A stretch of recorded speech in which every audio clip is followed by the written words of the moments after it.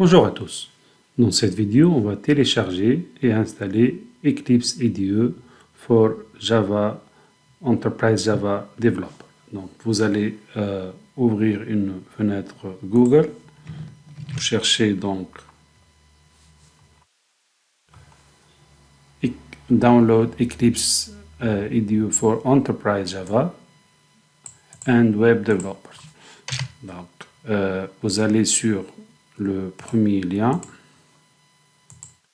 Alors là, il me dit que cette version a été publiée le 15 juin 2022 et qu'il existe des versions plus récentes. Donc, vous cliquez ici pour voir les versions plus récentes. Alors, ici, ça, c'est la version de mars 2024. Vous descendez un peu comme ça.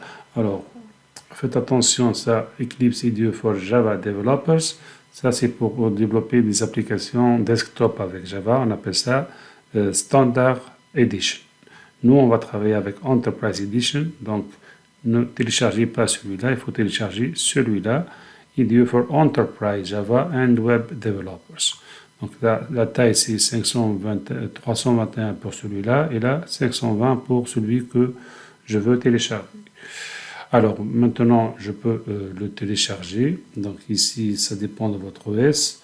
Moi, j'ai Windows 64 bits, donc je clique sur ce lien-là.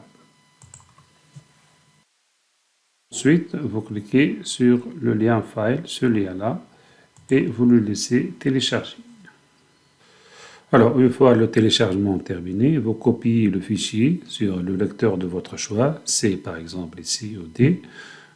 Et vous faites donc l'extraction, la décompression, donc ici extraire ici.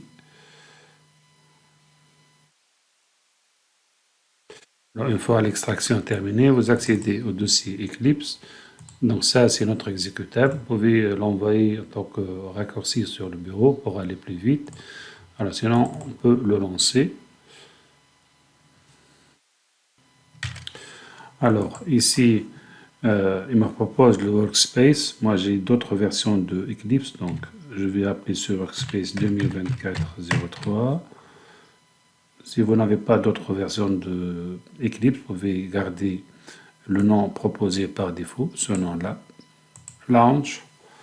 Donc, il va lancer Eclipse. Et voilà, donc je suis sur Eclipse. Là, il me propose, pour des raisons de performance, d'exclure Eclipse de la vérification de Windows Defender. Donc, je peux choisir cette option, Proceed. Donc, il va exécuter un shell, PowerShell.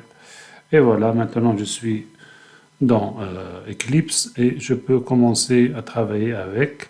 Petite remarque, ici dans Windows Preferences, si vous tapez JRE, Install JRE, vous avez ici donc la version de JDK 21 qui est installée.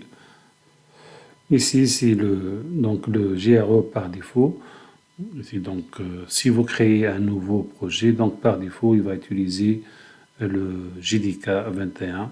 Alors, JRE est inclus dans le JDK, donc ça, c'est par défaut. En plus, vous voyez le checkbox, c'est Detect Available JVM Installation at Startup. Donc, quand Eclipse a démarré, donc il a vérifié, donc il s'est aperçu que j'ai Java 21 installé sur ma machine. Donc voilà, elle est installée dans C Program Files Java JDK 21. La preuve, je lance un CMD. J'écris ici donc Java version en version et j'ai la version 21 qui est installée.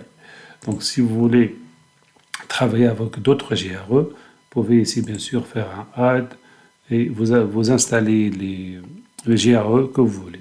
Donc ici par défaut, il y aura toujours un seul donc JRE qui est par défaut, qui est dans mon cas ici, qui est le JRE ou bien le JDK 21. Voilà, à tout à l'heure.